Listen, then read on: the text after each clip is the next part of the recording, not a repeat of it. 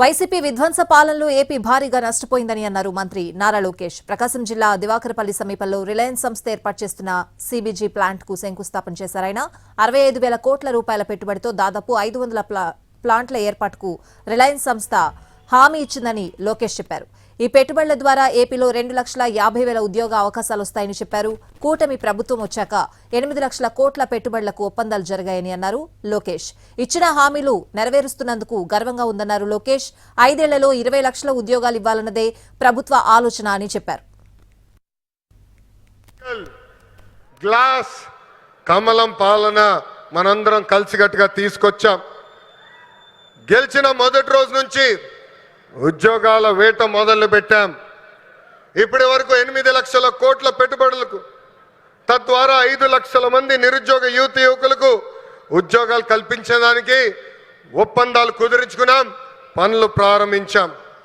దాంట్లో భాగంగా ఈ రిలయన్స్ ఎనర్జీ ప్రాజెక్ట్ కానివ్వండి, ఎన్టీపీసీ కానివ్వండి, భారతదేశంలోనే అతి పెద్ద ఆర్సిలర్ మిత్తల్ స్టీల్ ప్లాంట్ కానివ్వండి, బీపీసీఎల్.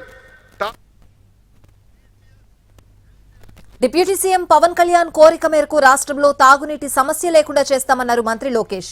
ప్రతి కేబినెట్ సమావేశంలో పవన్ తాగునీటి సమస్యపై చర్చిస్తారని, త్వరలో ప్రతి గడపకు కుళాయిల ద్వారా తాగునీటిని సరఫరా చేస్తామని లోకేష్ చెప్పారు. నాకు అన్న సమానమైన పవన్ అన్న ఏమనుకున్నా సాధించే వ్యక్తి. ప్రతి కేబినెట్ మీటింగ్ లో మేము చర్చిస్తాం. తాగునీరు ఒక ప్రయారిటీ అని ఆయన ప్రతి కేబినెట్ మీటింగ్ లో చెప్పారు. గత ప్రభుత్వం నాశరికమైన పనులు చేసింది, ప్రాజెక్ట్ ని పక్కన పెట్టేసింది. తిరిగి కేంద్ర ప్రభుత్వాన్ని ఒప్పించి నిధులు కేటాయించి ఈ రోజు ఆ ప్రాజెక్ట్ కి టెండర్ స్థాయికి తీసుకొచ్చారు. నా అన్న పవన్ అన్న త్వరలోనే ఆగిపోయిన పనులని ప్రారంభిస్తాం. ప్రతి గడపకి కుళాయి ద్వారా తాగునీరు కూడా అందించే బాధ్యత కూటమి ప్రభుత్వం తీసుకుంటుందని